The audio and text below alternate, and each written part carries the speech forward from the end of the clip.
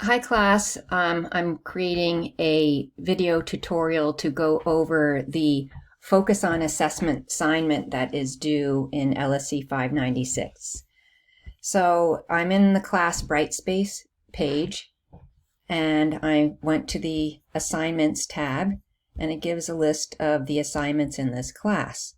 So we're going to scroll down to the Focus on Assessment assignment. Let's take a look at the description. Okay, so the purpose of this assignment is to provide you with opportunities to explore, use, and reflect on different types of assessment that can be used in the context of a school library. Now, I am making a change. There are 6 types of assessment, but I'm only going to have you choose 3. So if I click here, we'll get a little bit more of the description. So again, I'm clarifying. You only have to do 3 of the 6. So I'm going to you can read this, but I'm just going to jump down to the 6 assessment types. So you can choose 3 of these. One is multiple formative assessments that build on each other and lead to summative assessment. You can try some student assessment strategies. You can also show that you used assessment strategies that accommodated differences among learners. Or you can choose showing some student work and your evaluation that provides a record of what the student learned and how you communicated your feedback to the students. The 5th one is you can evaluate student work to inform how the effectiveness of your teaching. And the 6th one is you can show how you use assessment information to plan for future instruction or to the class or to another class or to individuals. So what I've done is I've created this table here, this matrix, and you can see the 6 assessment types listed in the first 2 columns, 1, 2, 3, 4, 5. It kind of spreads over these pages. So I'm trying to help you out. So these are suggested assessment strategies that you can use. So to show multiple formative assessments, there's a list of 60 that I'll attach to this assignment.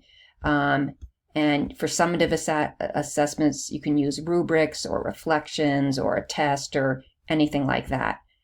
And you have to provide evidence and reflect on each one of these types of assessment that you implement during your teaching as a student, teacher, librarian.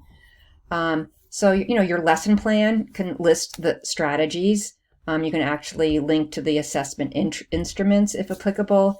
And in the reflection, these are some of the questions that I want you to ask yourself and respond to. So again, for student self-assessment strategies, in this middle column here, some suggested strategies are have them reflect, a 1-minute paper, an exit ticket, a checklist, journal, something where they're assessing themselves. And again, the evidence could be your the assessment strategies listed in your lesson plan, the instruments, and here's your reflection questions. So I'll keep going. Number 3, assessment that accommodates differences in learnings among learners. So you could have different ways that students show their learning: oral, handwritten, drawing, keyboarding, or you could differentiate the descriptions for levels of achievement. ELLs, exceeds might look different than someone who speaks English's level criteria for the exceeds category on a rubric. Again, lesson plan, assessment instruments, and here's your reflection. Then the 4th one, student work and teacher's evaluation. So I list exit tickets, writing comments on student work, sharing a graded rubric. These are kind of examples of things that you can use to show evidence that you can of student work and how you provide feedback. And again, you can read what where you can get this kind of information and your reflection questions.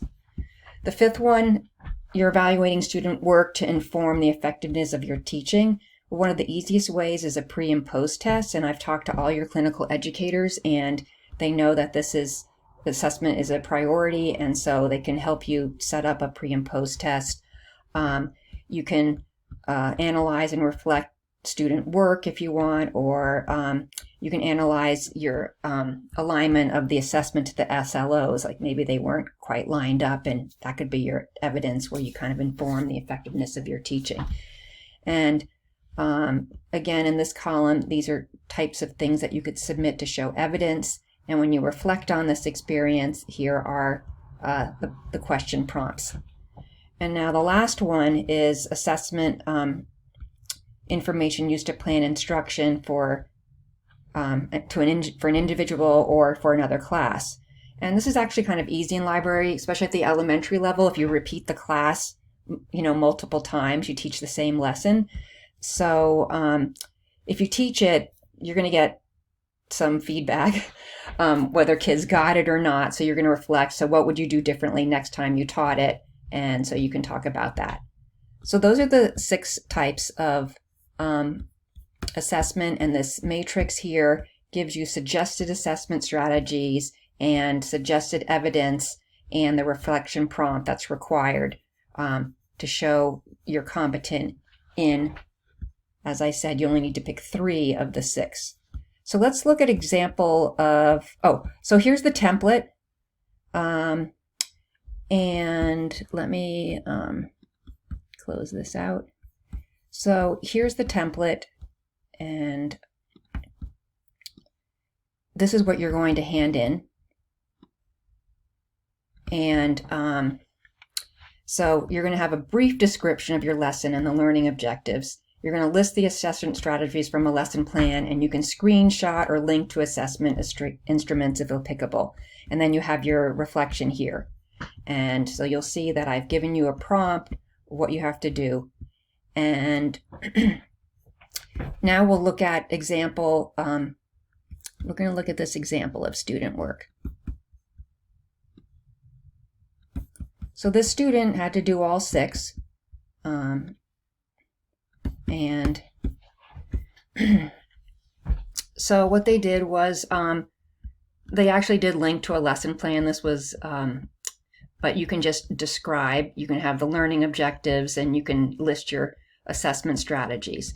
So this student listed that she had open-ended questions, and then they played a digital passport game. They had a discussion. And then what she's calling her summative was a lesson exit ticket in Google Forms, and they were actually scored. So she linked to her Google form, that was the summative assessment, and then she actually screenshotted the results for the questions. And here's her reflection. You can see it's one paragraph. Then for student self-assessment strategies, she used a collaborative OWL research project. She linked to the lesson plan. If you can just briefly describe the lesson. The student happened to create lesson plans because I think these were lessons that she really worked hard on. They were like culminating lessons of her student teaching experience. She may have been observed by me or her clinical educator, so she had to have a lesson plan.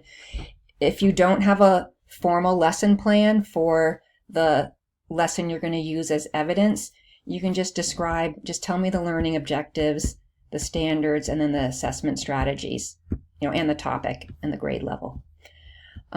So here, anyway, so so the second one is students self-assessing. So you can see here she had a rubric where the student, after completing it, they scored themselves, and then the teacher could also scored. So the students did that first. And she has a short reflection responding to the prompts.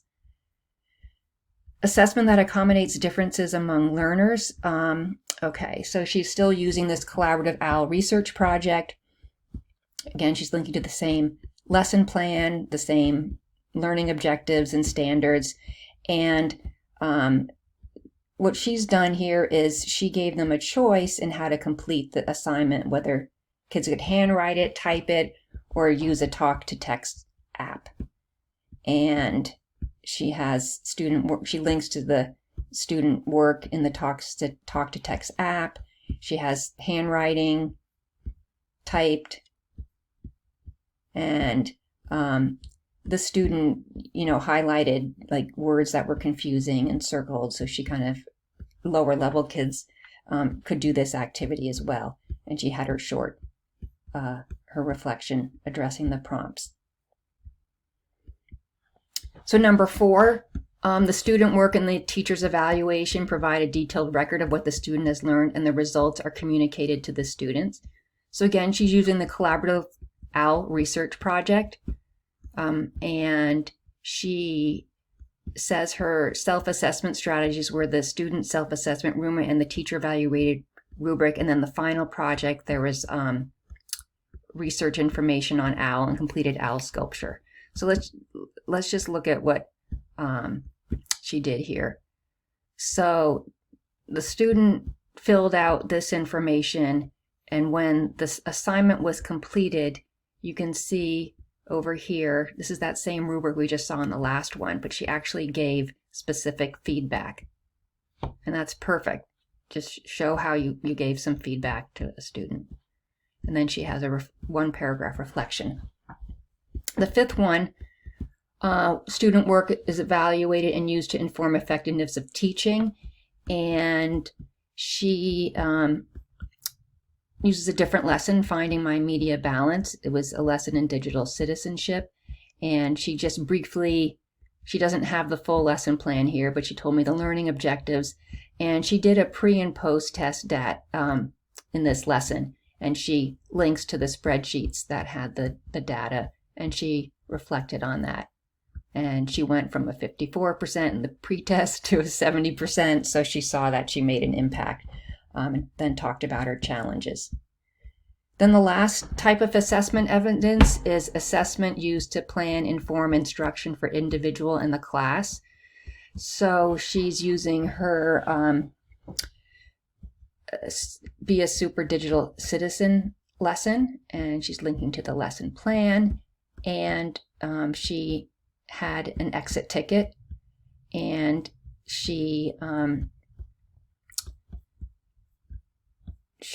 she looked at the exit ticket. She was teaching this multiple times, so she would look at the results of the exit ticket after the first time she taught the class and saw where she could improve her instruction. So she just used this to the most frequent. She used the in the Google Forms to view the frequently missed questions. So then she could say to herself, well, how can I explain that better, or what can I get kids to do to understand that better? So that is her example of using assessment information to inform your instruction for future classes. So there I've given you an overview of the 6 categories. I've shown you the template that you're supposed to use. I've given you suggestions for assessment strategies. I've given you ideas for evidence that you can show, and I've given you the reflection prompts. And I've also gone over an example of student work. So if you have any questions after this, you can contact me. But before doing that, I suggest you read through the entire assignment and look at the other student examples so that you have a full vision of what is expected in this assignment. Okay, thank you.